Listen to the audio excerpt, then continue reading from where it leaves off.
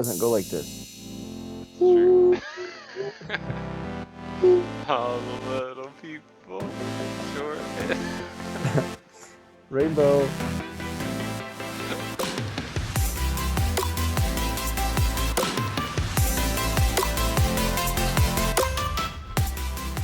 And we're live. We are live. Yeah, what's up, peeps? We're on the Genesis 9 today. Genesis 9 kick. Yeah. Yeah, there's a lot of cool stuff going on here. Let's jump right in. And I think real quick before we dig into this, covenant. When you see covenant in the Bible, what should you be thinking? Promise. So God makes a lot of promises in the Bible and they're called covenants. And so whenever you see that, just make a mental note, hey, I need to think about like this is a promise here. This is a covenant that God's going to keep. Yeah, a covenant or a promise. Also, maybe a new rules, a new structure of some kind. I feel like as well, a covenant, as we're going to come to see, and as we continue to work through the Bible. Yeah. Genesis 9, Mm-hmm. covenant of the rainbow. And God blessed Noah and his sons, and said to them, be fruitful and multiply, and fill the earth.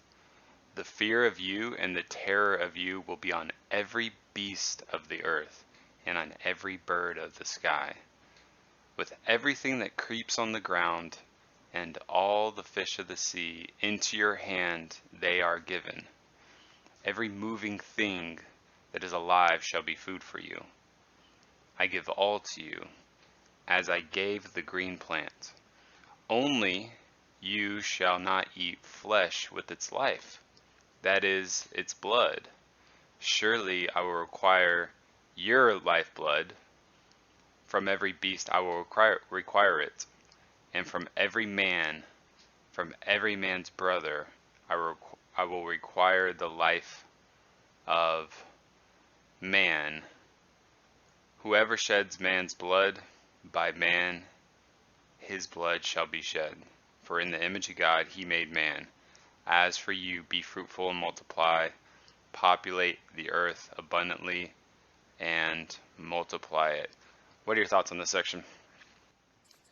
Yeah, definitely an interesting section. Would going back to us bringing up the Noahic covenant and the past couple of chapters, I believe this is where God makes it very clear. I believe one of the biggest things the Noahic covenant, I guess, is, if you want to call it, capital punishment. This idea of sanctity of life, and I mean, just because God flooded the whole earth because of the evilness of man, but God still wanted Noah and the family and all the generations after to know it wasn't just, it was because of the wickedness and the violence, right? And that it happened, but that human life was precious. And so, Why does it say it's precious in this because we were section? made in the image of God. Yeah. No. So, and I mean, like I said, this is where, I mean, it's God is the one who gave us capital punishment. So, and this is just that's how serious murdering someone is. Right. God is totally against that. And I So think God makes that clear in Genesis 3, I believe it is, when Cain kills Abel. Genesis 4, I believe, yeah. Genesis 4, Cain kills Abel, Mhm. and God definitely is not a fan of that. So I would agree. I think there's a very big transition here. Yeah. Before man was eating plants and Yep. plant life. However, now God allows man to eat both animals and plants. You're right. Every moving thing that is alive shall be food for you. I Yeah. give all to you as I gave the green plant. So, yeah. Yeah, there's some switching up, some changing going on here in these verses. Right. Another thing that seems interesting here, only you shall not eat flesh with its life, that is its blood. So I actually think this is a good opportunity for me to do a little sharpening the iron sharpening iron, Mr. Rare Steak Eater over here. Do you think this applies to rare steak eaters? No, I don't. So here's You the thing. wouldn't. You Yeah, wouldn't, would yeah. you? No, I would. So here's the thing. I mean, we see. I mean, I guess I see this kind of as attached, well, not attached, but kind of some pre-notions, preconceived notions to the Mosaic covenant. And so in the Mosaic covenant, they had a lot of things they were not allowed to eat. Mm, But if you remember in the New Testament, in the book of Acts, it was kind of like they were given this freedom to eat whatever. You know what I'm saying? God, it was kind of like, and Paul went on to talk about this in multiple books about we're not no longer under the law, the Mosaic law. Like, so when Paul says the law in in the New Testament, he's talking about the Mosaic law all the times that I remember. right. And so we're no longer under the law. So, So this is um, part of the law. You would establish this section as part of the well, Mosaic law. no, because he hasn't given the Mosaic law. But what I've heard scholars say is that there is God's giving safety things here, or God's giving more. I mean, that doesn't sound like a safety thing; sounds like a moral thing. So for whatever reason, right? So, but I mean, there are echoes of this in the Mosaic law, right? There's a lot of things you weren't allowed to eat in the Mosaic law, Hmm. and this overlaps. But in the New Testament, it's just diet was Paul argued with people like your dietary stuff can't save you or compromise your salvation, and that's not. It's about a new law of grace in Christ. So yeah, those are my perspectives. You know, So when you see covenant, think a promise made by God. And guess what? God doesn't break his promises. So you can be confident that it's going to happen. Now, when you say the Noahic covenant, this is specifically talking about the promise that God is making to Noah, essentially. And now this promise applies to all humanity, but the context is with Noah. And so when you hear Noahic covenant, there's some other covenants you're going to hear. Abrahamic covenant is one that you're going to hear. What other covenants are there? yeah. So Abrahamic covenant, Mosaic covenant, Davidic covenant, and then I would just say the new covenant. Yeah. So those are kind of a list. You can keep your eyes on those, and they're important because any promise that God makes, something we should pay attention to.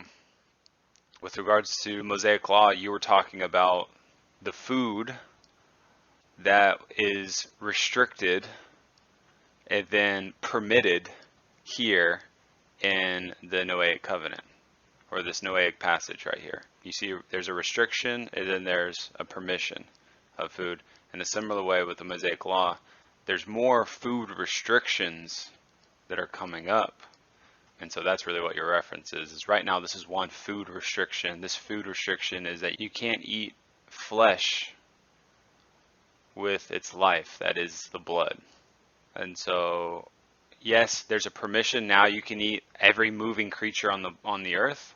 However, you need to cook it thoroughly. You can't be eating it raw, which makes sense, right? Because I think we know at this point that when you eat things raw, they give you horrible disease. That's why I'm a good person who follows the Bible and don't eat food with its lifeblood in it. But that's just me because I don't want any parasites or whatever. But don't eat rare steaks. Get them at least medium well. Would be my dietary recommendation. And then just don't enjoy them. So I was curious what your thoughts are. Verse 5, surely I will require your lifeblood. From every beast I will require it. And from every man's brother I require the life of man. What is it talking about there? Verse 5. That is a good question. Possibly, I think what it is that I think this could go into the Mosaic law as well. So surely I require your lifeblood from every beast. So like if an animal kills you, so like in the Mosaic law, if your ox gores your neighbor, like you kill that ox, Right. right? So there's this idea that human life, like there, if you kill a person, like your penalty is death, and that's goes for humans and animals, is what it appears to me. Mm, And I mean, once again, this overlaps with the Mosaic Law when it talks about you would kill the animal that killed the person. right. This verse 5 is confusing, is it not? You're right. Sorry, it would be more confused. It is confusing. But the I feel verses like, afterwards, you think the context makes it clear? yeah, because the Mosaic Law, surely I will require. Well, I mean, just see what it says. So, surely I will require your lifeblood. So, your lifeblood. So, your life from every beast, I will require it. Okay, right. So, like, if we don't understand that, let's look at the next part. And from every man's brother, I will require the life of man. Whoever shed. So I believe that verse 6 and 7, or verse 6, reveals what verse 5 is talking about. So obviously it says in verse 6, if you kill someone, you should be killed. And so that's what I feel like he's leading up to in verse 5. You're saying in light of the Mosaic covenant, this of the Mosaic law, Yes, because this the makes it Mosaic very covenant clear. actually says if your ox gores someone, kill that ox, right? Like if you have an animal, if you have a one of your animals that's your possession, I mean, just and it kills someone, you need to kill that animal. What about the second part of this? And from every man's brother, I will require the life of man. I'm wondering Why if he. man and man's brother? Well, I mean, I'm wondering right now if I mean, I'm wondering if brother is almost synonymous with like neighbor, right? Like, because there's this fellowship among man, right? I mean, there's this idea that we are fellow family members in a sense, right? Like, I mean, we all came now. Everyone who's here came from Noah's family, Mm, right? So I'm wondering if that's the way it's being used. yeah, Here's the thing. So yes, verse 5 is a little cryptic, and I feel like that's where verse 6 just clarifies what it is that is being said. yeah. Let's keep going. Okay, All right, you want to read verse 8? let's do it, yo. Then God spoke to Noah and to his sons with him, saying, Now behold, I myself do establish my covenant with you and with your descendants after you, and with every living creature that is with you, the birds, the cattle, and every beast of the earth with you. Of all that comes out of the ark, even every beast of the earth, I establish my covenant with you, and all flesh shall never again be cut off by the water of the flood, neither shall there again be a flood to destroy the earth. God said, This is the sign of the covenant which I am making between me and you, and every living creature that is with you, for all successive generations. I set my bow in the cloud, and it shall be for a sign of a covenant between me and the earth. It shall come about when I bring a cloud over the earth, that the bow will be seen in the cloud, and I'll remember my covenant, which is between me and you and every living creature of all flesh, and never again shall the water become a flood to destroy all flesh. When the bow is in the cloud, then I will look upon it and remember the everlasting covenant between God and every living creature of all flesh that is on the earth. And God said to Noah, This is the sign of the covenant which I have established between me and all flesh that is on the earth. So I think another aspect of the Noahic covenant is that God would never flood the entire world again. Mm, So I would agree. It says here, and never again shall the water become a flood to destroy all flesh. So previously you mentioned this whole idea of young Earth and old Earth. Obviously there's been plenty of floods that have destroyed, you know, pockets of the Earth, yeah, which people were killed. And so you could potentially say that this would be a affirmative statement it, for a young Earth it had perspective. yeah, because it had to be a universal flood.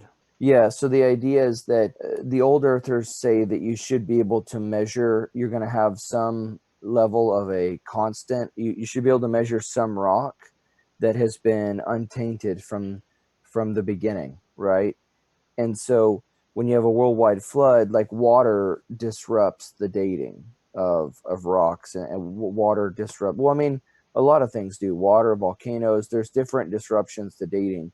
So if you say that the whole world was underwater, then it would disrupt the dating, and so that would kind of ruin their view, from my understanding. Right. So God makes a covenant with Noah and his sons, and that covenant is not only with his sons, but with every living creature that is with you. Mhm. And the covenant is all flesh shall never again be cut off by the water of the flood, neither shall there again be a flood to destroy the earth. And then God creates a sign of this covenant. This is the sign of covenant which I am making between you and every cleansed false. I set my bow in the cloud. Bow? What is that? That's the rainbow. Ah, okay. So yeah, so the idea is that, when we see the rainbow, like a lot of times you see a rainbow after it's rained somewhere, and so it's just kind of a reminder that yeah, it rained a lot, or it rained however much it did, but remember that God isn't going to flood the earth. Interestingly, usually when I see a rainbow, I don't see the whole thing, but one time I was hanging out in New Mexico and two, I saw double rainbows, You saw two the full rainbows? two rainbows, the full spectrum of the rainbow, though. Really? Yep, I saw it was awesome. a triple rainbow once. Really? Do you have a Online. picture of it? Online. Oh, that's dumb. You can't. No, I saw two rainbows with my own eyes Yeah, double in rainbow. person. God was really trying to share something with you that day.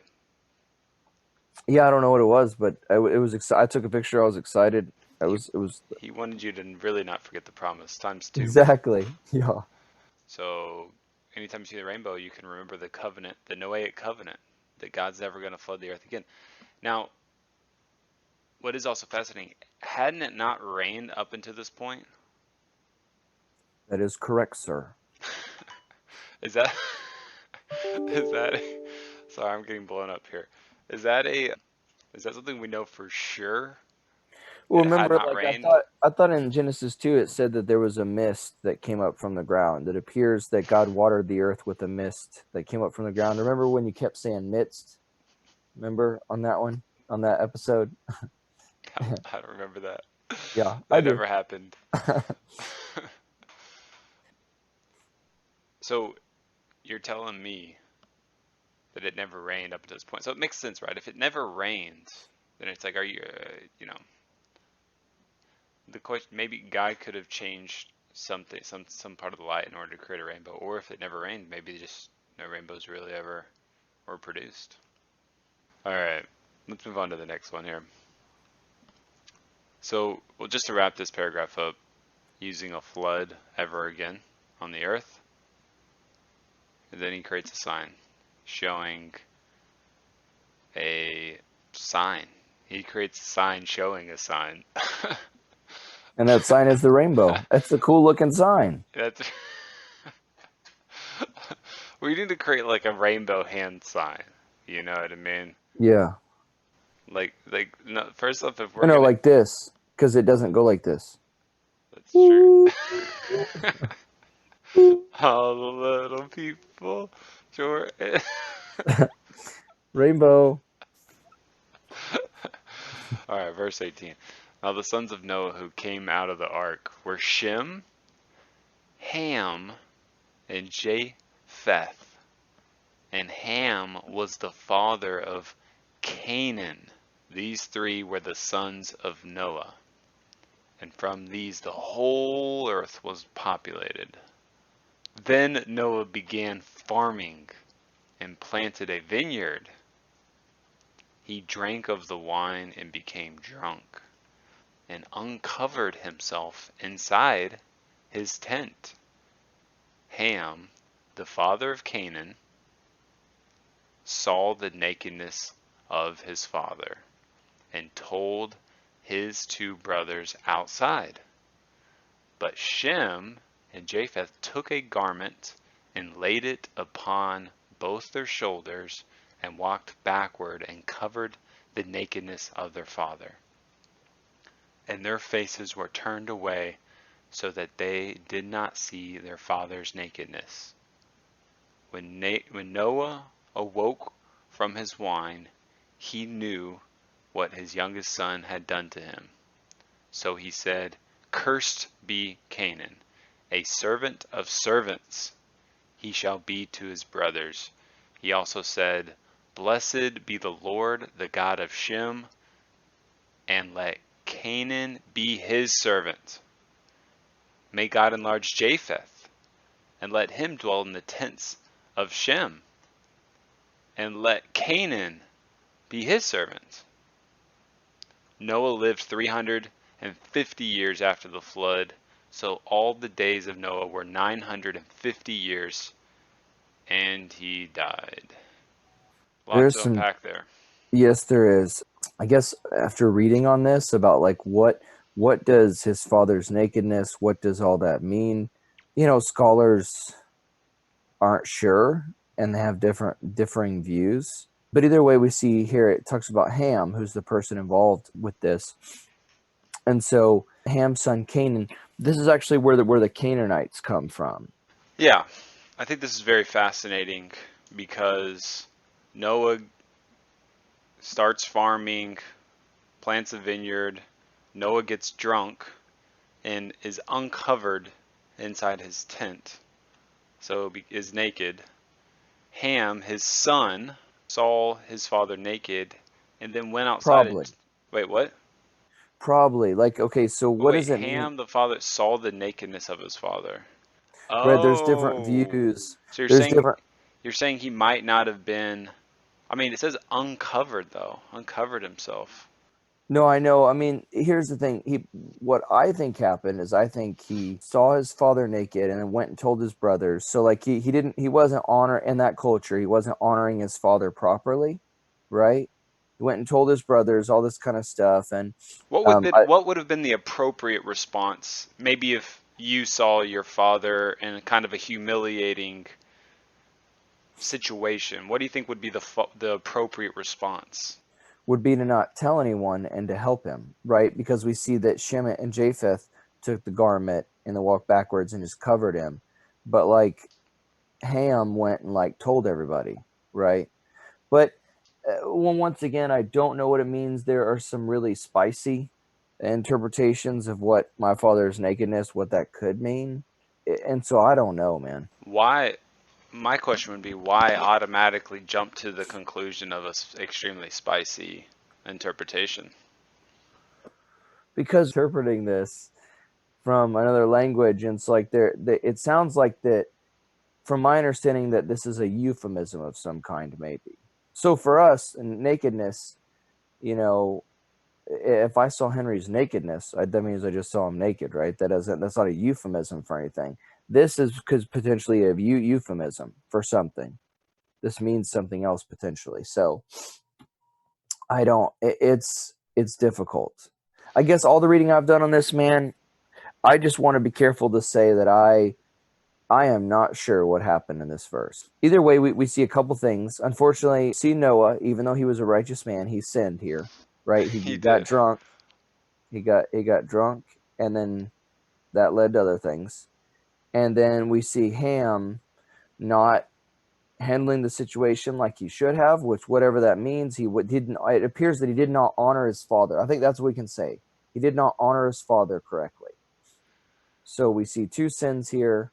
But what research have you, I mean, like, what other verses, like, I get this could be a euphemism or whatever. Based on what, though?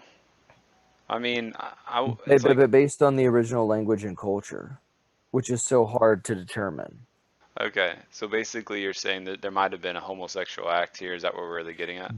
That's one of the interpretations that Ham could have done a homosexual act toward his father, or he could have even had some sort of sexual activity with his mother. There's this wide range of who knows, and so Got it. yeah, I definitely like I like knowing the realm of possibility. For me, obviously, I need more information to, Yeah, I mean, in terms of all the supporting evidence, yeah, I mean, the only supporting evidence here, so like this is such You say a short, cultural, and then the original Hebrew is what you're saying. right? So the Leans to this, but scholars, it's not solidified. This isn't like a no, solidified thing. It's just correct. Well, I mean, it's such a short cryptic verse. It's like we can understand some elements of early ancient culture. I remember that we're writing about some. I mean, that this, if I'm remembering correctly, this happened in 3000 BC, right? So we're writing about something that happened 5,000 years ago, right? And before they were supposedly before they were recorded written writings, right? Because this event occurred in 3000 around 3000 BC from my memory, but Moses didn't write it down until 1446, right? So we're trying to like understand cultures that far back super clearly. And so obviously we do understand a lot of the original language. We do understand, like, because they also captured the Old Testament in Greek, right? And so we have that. We have the Hebrew still preserved. So while we do have access to those things, understanding the original culture and all the idiosyncrasies of every culture, right, is difficult. right. It is difficult. Basically, you're saying this is all analogy. Well, no, I mean, remember, like we use euphemisms today, and that if someone wasn't familiar with our culture, they wouldn't understand the euphemism at all, right? Like it sounds like But it something that says that Shem and Japheth took a garment, laid it upon their shoulders, and walked backward and covered the nakedness of their father, and their faces were turned away so that they not see their fathers naked. You think all that's a euphemism? no, that's not a euphemism. I mean, the mother could have been laying there naked. I mean, I don't know, like what the point is. So what I think the point of that is that Shem and Japheth honored their father, and Ham dishonored him. And so Right. I don't know. I mean, like, look, here's what I think. No matter what, Henry, it's difficult because like it's not a sin. So if your father gets drunk and stupid and passes out naked, and you see it, that's not a sin, dude. Agreed, that's not a sin, but So like the what? So dishonoring, right? You mentioned the right, dishonoring but part. so like the dishonoring is wrapped up in this, and that's what's difficult, right? And that's why the most plain translation, unfortunately, may not be the best one either. So here was my, like I said, I this is all new information for me, which is why I love that we're doing this. Okay, Hmm. this is new information for me. I wanted to. I thought about this as well. Okay, like you have this guy Ham who, like, let's just take this as literally as possible, which is how I took it. Okay, let's Okay. just say this interpretation is extremely literal. Okay. Ham sees his uncovered father, his naked Mhm. father, in this tent. And then he goes and he tells his two brothers outside, almost making fun of his father, right? Be Sure, like, "Hey, that's definitely look at how dumb our dad looks right now. right. Yes, he dishonored him. Yeah. Look how big of a fool this guy is. Look Yeah. how foolish he looks right now." To me, could that have been, could that have been, if we take this as literal as possible, could that have been Ham's first time dishonoring his father in that way? It's possible, but typically people's actions, there's a pattern to them, right? And to me, this might have been like the straw that broke the camel's back. You know what I mean? Oh, so he was already had a little rebellion in him or something like that. Absolutely. Okay. I mean, if we're taking this literal, if Ham made this one single mistake, if we're taking this literal, right? We're taking this very literal. Ham made this one mistake, and he was joking around with his brothers. Hey, look at our dad. Look how funny he looks. If it was just that one time, is that is that enough for Noah to want to curse his son over? You know what I mean? Ham's son over that? Like that's a pretty. It seems like the offense doesn't. match the punishment. Right. I mean, the action doesn't match the punishment. The crime doesn't match the punishment. Yeah. And so to me, I just suspect that this might have been like a straw that broke the camel's back type situation if you're taking this literal. It depends how, and it also depends on how Ham could have been absolutely ruthless to his father in this situation as well. Right. So, any which way, right? Yeah. Noah was very unhappy after this. You know what I mean? Yep. Whichever interpretation we're gonna take here. And when Noah awoke, he knew that his youngest son, Ham, had done to him. What his youngest son, Ham, had done to him. So he said, "Cursed be Canaan, a servant of servants he shall be to his brother." A servant of servants. He doesn't even get to be a servant. He has to be the servant of the servants, Yeah. which is a pretty lowly position. Yeah. He shall be to his brothers. Now, the other thing that I find very interesting here is Noah goes after Canaan and not Ham per se, right? So Canaan is the receiver of this curse. That's pretty Yeah. tough, you know. And Yeah. I think in the ancient culture, your lineage was everything. right. And so I mean, cursing Ham wouldn't be enough. That wouldn't be as Right. enough punishment. Let's see what Dr. C has to say about this. Okay, this pericope presents the characteristics of the three branches of the human family that grew out of Noah. Moses stressed the themes of blessing and cursing. God cursed Canaan with slavery. Let Canaan be his brother's servants, or his uncle's servants, really, because Ham showed disrespect toward Noah, whereas the Lord blessed. So here, Dr. Constable is saying the Lord blessed them, you know. Evidently, Noah became so drunk that he took off all his clothes and then passed out naked, uncovered in his tent. There's no explicit indication that Ham disrobed his father or committed some homosexual acts. There's no explicit indication that Ham disrobed his father or committed some homosexual act. However, because of the expression "to see one's nakedness" is sometimes used of sexual intercourse, it's possible that some form of sexual immorality was involved. One writer argued that Ham's sin was that he failed to cover his father's nakedness. I think that probably some sexual sin was committed.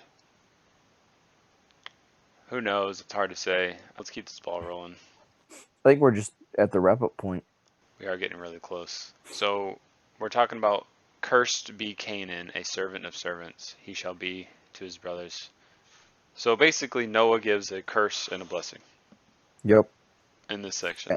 Yep. So he curses Ham, but No, he he curses um Canaan, the yeah, son of Ham. yeah, you're right. He curses Canaan. So I guess I kind of see that as cursing the son Ham though as well.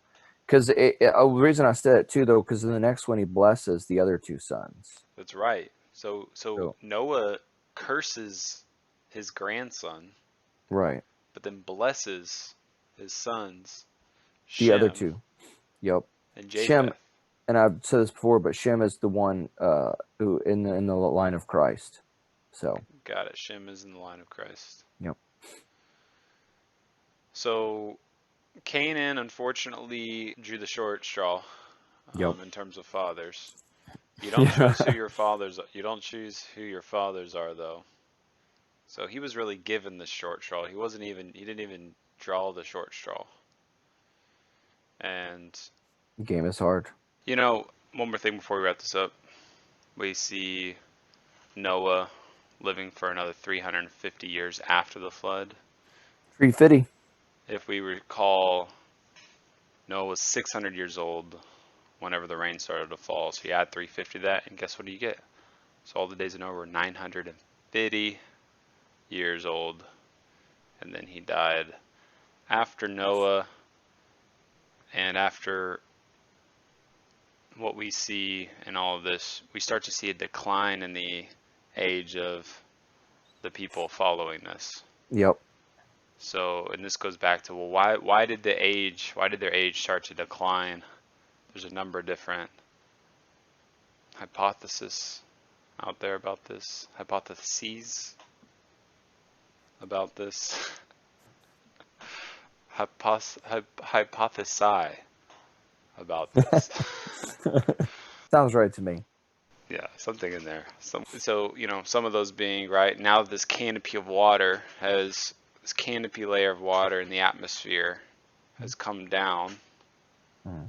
and has remained down, and now rain's going to happen on a regular basis.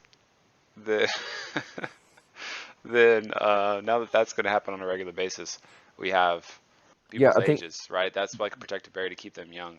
yeah, projected barrier. So it's like this extra filter or barrier from the sun, right? That reduced the aging properties. So that's a Right. possibility. There's also this idea that there's less genetic diversity. And Yep. so it's like if you, some of these purebred dogs, their lifespans are shorter because there's more defects kind of within the genetic code, and those defects can, some say that those defects can be worked out a little bit if you have a little more diversity in the genetic code. Yeah, when we see that, because Adam and Eve would have had the perfect genetics, and so it was fine then.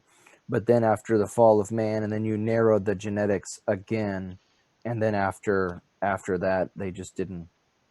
We didn't live as long. Right. Well, I really enjoyed this study today. Obviously, we went over a lot of stuff here, and I learned a lot. A lot of interesting stuff going on in chapter 9 of Genesis. Yeah, definitely a lot of good stuff. It's all building up to some really, really cool stuff. Oh Every yeah. chapter is cool, in my opinion, Oh yeah. because there's so much you can pull out of it. If you read it really quickly without a curious eye, you're not going to see all the intricacies of what's really happening here. And So Henry definitely has a curious eye. that's true. One of them's curious. Yeah, Yeah. So I'm excited about the next few chapters here in Genesis. for sure. Um, I was gonna say bros have a brotastic bro day, but I don't want our female audience to get, feel like they're not included. I was We could thinking, say dudes and dudettes. I was thinking bros and brosophines, Yeah, I can roll with that. or brosifs and brosophines. Yeah. Or I was also thinking like Brobraham and Brera. Brera. I Brera. like all those. Brothers and sisters. Bradham and Breve. Yeah, Bradham and Breves. love it. I was thinking about this today and I was like, all those sound terrible. We need something. Let's put Brozekiel? them all in there. Yeah. Broseph and Brary. That would be like Joseph and Mary's, right? Oh, that's biblical. Yeah. Yeah. I don't know. None of these sound that great, but everybody, thank you so much for being a part of this. I want to hear everybody's thoughts in the comments below. If you have any questions or comments, I personally and Justin Tambien will be reading these comments. For sure. And if you want to get the next video, like and subscribe and that little notification bell. Go ahead and hit that up while you're at it. You've already done two things. Might as well just do the third. Notification, hit that on. Hit that notification bell on so that you get all the notifications. If you're going to be reading this biblioteca with us, then we want to make sure you don't miss an episode. Biblia. I'm really, I'm really looking forward to doing this in a group setting with all the bros and brosophines. Okay? Yes. I want everybody in the mix here. For sure.